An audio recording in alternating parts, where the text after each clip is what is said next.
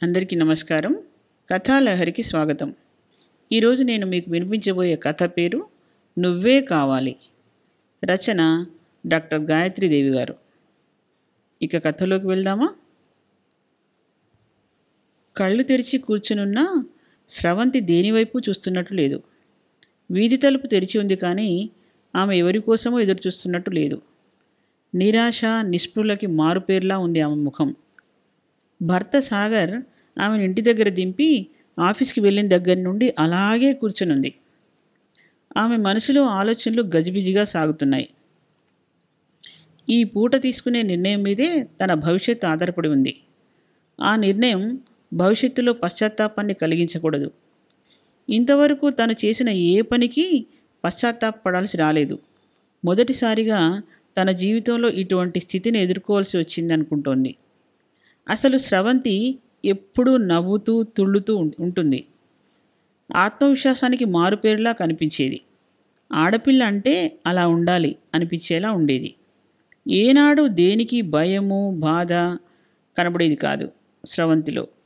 Software engineer అయి అమెరికాలో MSc చేసి 6 అంకెల ఉద్యోగంలో చేరిన ఆమె అమ్మా నాన్న ఎంపిక చేసిన సంబంధమే అయినా తనకు అన్ని విధాలా నచ్చినందుకే సాగర్ని పెళ్లి చేసుకుంది. పెళ్లి నిశ్చయం కావడానికి ముందు సాగర్తో, నేను స్త్రీవాదిని, ఆడపిల్ల అంటే అన్నిటికీ తల ఊపే గంగిరెద్దు కాదు, పిల్లల్ని కనే యంత్రమూ కాదు, ఎప్పుడు పిల్లల్ని కనమంటే అప్పుడు అత్తవారింటికి పిల్లల్ని కనిపెట్టడం, మగపిల్లవాడు కలిగే వరకు కనడం, ఇవన్నీ నా లక్షణాలు కావు.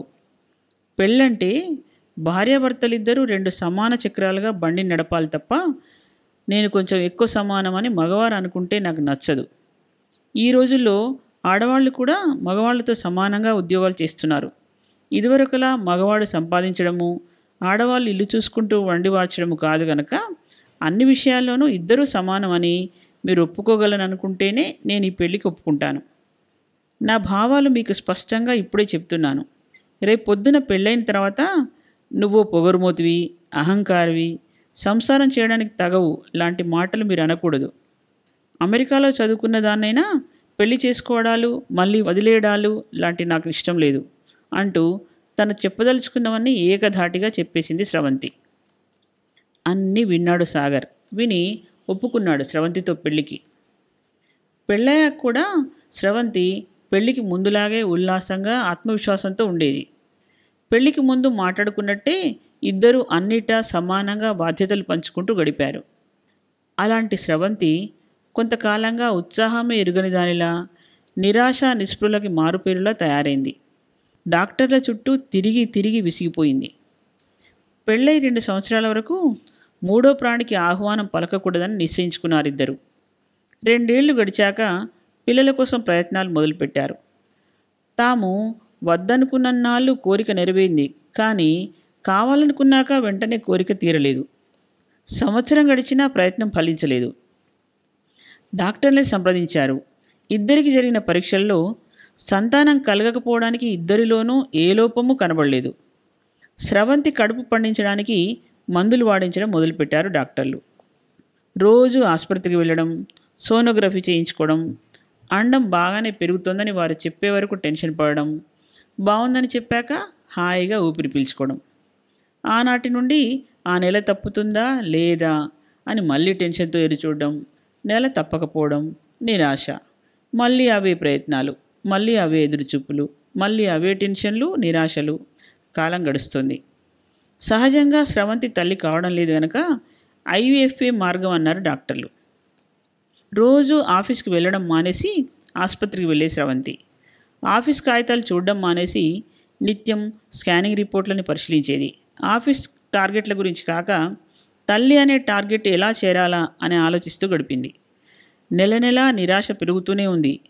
ఆ నిరాశ స్రవంతి ముఖంలో ప్రతిబింబిస్తోంది. 3 సార్లు రకరకాల కృత్రిమ విధానాల్లో ఆమెను తల్లిని చేయడానికి విఫల ప్రయత్నాలు జరిగాయి. ఏ లోపము లేకపోయినా ఇలా ఎందుకు జరుగుతోందో డాక్టర్లకు ఎందుకు తెలియడం లేదో అనుకుంది స్రవంతి. ఒక పూట, సాగర్, నాకు పిల్లలు పుట్టడం లేదు, మీరు మరెవరినైనా పెళ్లి చేసుకుని పిల్లలతో ఆనందంగా ఉండండి అంది ఏడుపు గొంతుతో. సాగర్ స్రవంతిని నిరాశపడకని ఓదార్చాడు. ప్రయత్నాలు కొనసాగాయి. రాను రాను ఒక యంత్రాల మందులు, ఇంజెక్షన్లు, స్కానింగ్లు చేయించుకుంది. వాటి రియాక్షన్లు అనుభవించింది. ఇదే ఆఖరిసారి అనుకుంటూ ఆ పూట డాక్టర్ని కలిశారు దంపతులు. అసలు తమకింకా సంతానోయోగం ఉందా లేదా అని తెలుసుకోవడానికి. మిస్టర్ సాగర్, ఆధునిక వైద్యంలో ఉన్న అన్ని పద్ధతులు ప్రయత్నం చేశాం. ఇక మీకు ఒక్కటే మార్గం ఉంది. మీ వీర్యాన్ని మీ భార్య గర్భాశయంలోకి కాకుండా మరో స్త్రీ గర్భంలోకి ప్రవేశపెట్టి ఆమెకు గర్భం వచ్చేలా చేయడం. ఆ బిడ్డని మీరు తీసుకోవడం. ఆమె ఎవరి కోసం ఈ బిడ్డను కంటోంది అనే అంశం ఆమెకు తెలియదు.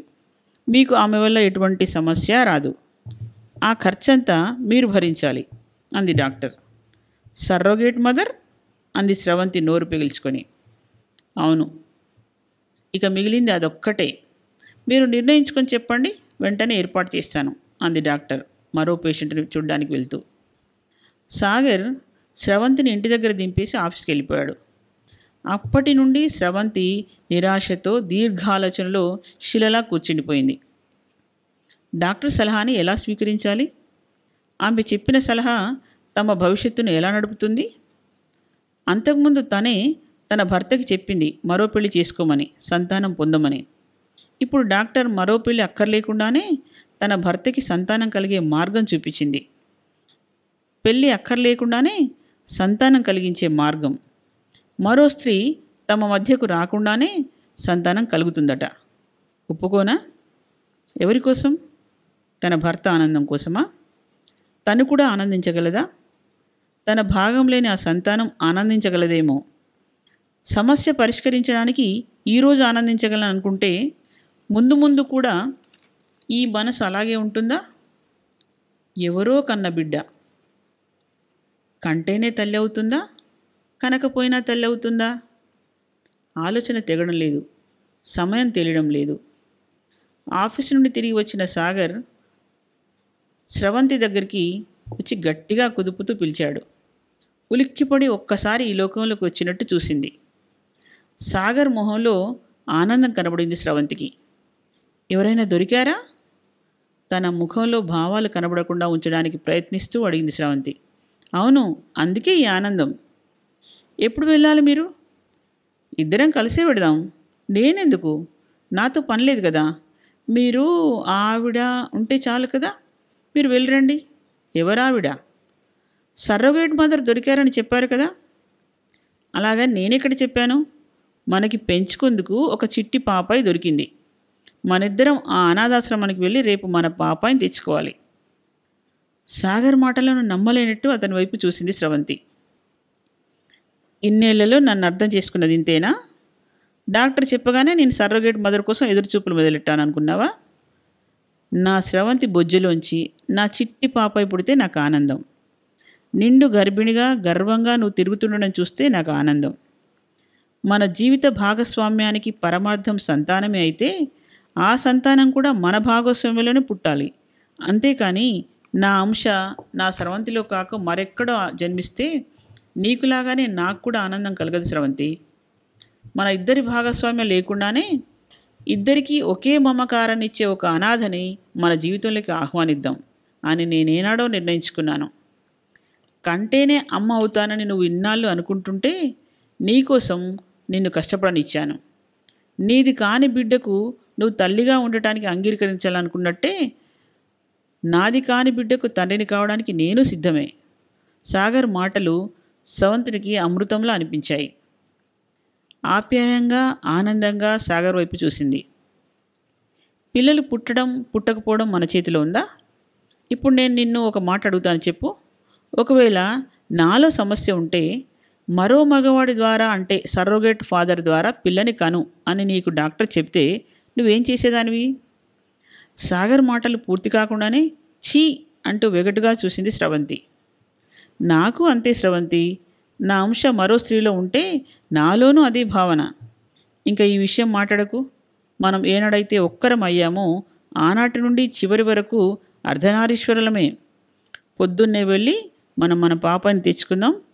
కంటేనే కాదు, కడుపు తీపితో కూడా అమ్మానాన్నలం కావచ్చు అన్నాడు సాగర్. సాగర్ ఏదో మీద తలపెట్టుకుని ఏనాడు అనుభవించనంత ప్రశాంతతని అనుభవించింది స్రవంతి. తిరిగి వచ్చిన ఉత్సాహంతో ఆత్మవిశ్వాసంతో కళ్ళు మూసుకొని మర్నాటి సూర్యోదయం కోసం ఎదురుచూసింది ఆమె. కథ సమాప్తం. మరో మంచి కథతో కలుద్దాం.